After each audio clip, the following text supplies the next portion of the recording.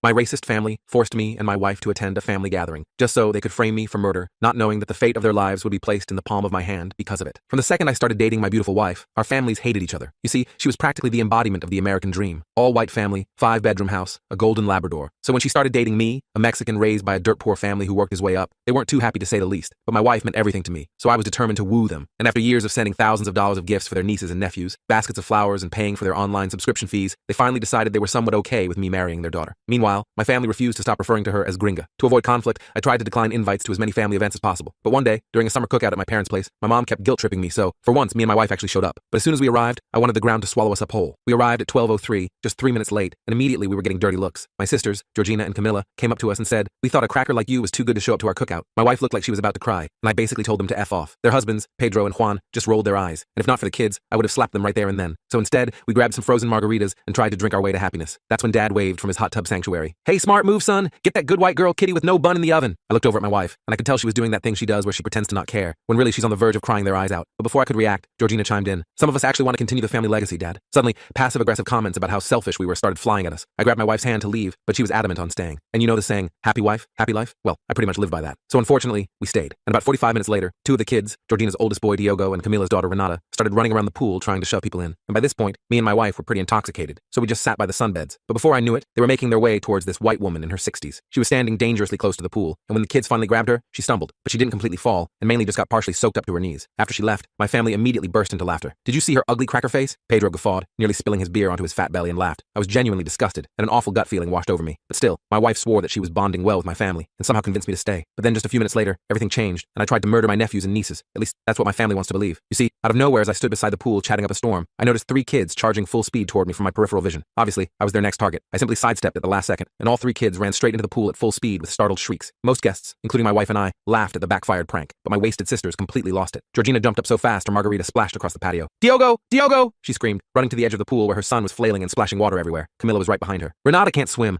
Oh my gosh, Renata!" Apparently, 2 of the kids couldn't even swim, despite wearing swimsuits at a pool party with water activities planned. Since I wasn't dressed for swimming, I stepped back and let others fish the kids out. Pedro and Juan, who had been laughing uproariously just moments before, now dove into action, splashing into the pool, fully clothed. The children were wailing dramatically like they'd been mortally wounded, even though they'd only been in the water for seconds. And in just a few seconds, all hell broke loose. The 4 drunk parents started screaming at everyone, especially me, for almost letting their kids drown. They were also furious because 2 kids had been filming the prank with their parents' iPhones, which were now at the bottom of the pool. One brother-in-law tried retrieving the phones, but his size and intoxication level made that impossible. Nobody else volunteered to help, given my sisters were still berating everyone. "You could have killed my son!" Georgina shrieked at me, mascara running down her face. "You saw them coming and you just moved out of the way? What kind of monster does that?" Camilla added, wrapping a towel around Renata, who was sobbing theatrically. "These are children." I felt my blood pressure rising. They were trying to push me in the pool. I was wearing street clothes and had my phone in my pocket. "So what?" Pedro bellowed, his face now purple with rage. "It's just a phone. These are kids." I told my sisters it was their responsibility to watch their kids, not mine. If anything had happened, it would have been on them. "Maybe teach your kids not to assault adults at parties," I added, which was admittedly not helpful to the already volatile situation. "Assault?" Juan scoffed, swaying slightly as he struggled to maintain his balance. "It's a goddamn pool party, and they're just having fun," Camilla added, hugging her daughter close. "You have no idea what it's like to raise children." "Thank God for that," Lauren muttered under her breath, just loud enough for me to hear. Harsh words were exchanged. My wife and I left after my other brother-in-law face-planted while screaming at us. Juan had been getting increasingly in my face, jabbing his finger at my chest, when he suddenly lurched forward and smashed directly into the concrete. Blood immediately started pooling under his face. "We're done here," I said to Lauren, who was already collecting our things. "Now they're claiming I should have just let their kids push me in and have their fun, ruining my phone in the process." Of course, my dad never left his hot tub sanctuary during any of this. When we walked past him on our way out, he just raised his eyebrows and took another sip of beer. "See you at Christmas?" he asked with a wry smile. "Not if they're coming," I replied, nodding toward the chaos behind us. First update, 1 month later. Turns out my nieces and nephews are actually decent swimmers according to my parents, who say they use the pool regularly. The 7-year-old is still learning but loves the water. My sister just claimed they couldn't swim to make me look bad. To clarify, it was the 2 10-year-olds and the 9-year-old who tried pushing me in. "They've been swimming here all summer," my dad told me during a phone call last week, his tone matter of fact. Georgina and Camilla were just being dramatic. Diogo's on the swim team for crying out loud. After we left, the party ended badly. My drunk brother-in-law who face-planted needed stitches at urgent care. Dad had to drive him since he was too wasted, which Dad was not happy about. "Had to sit in that waiting room for 3 hours, he grumbled. Juan kept trying to hit on the nurse while Camilla was alternating between crying and yelling at him. It was a nightmare. I'm too old for this nonsense. That evening,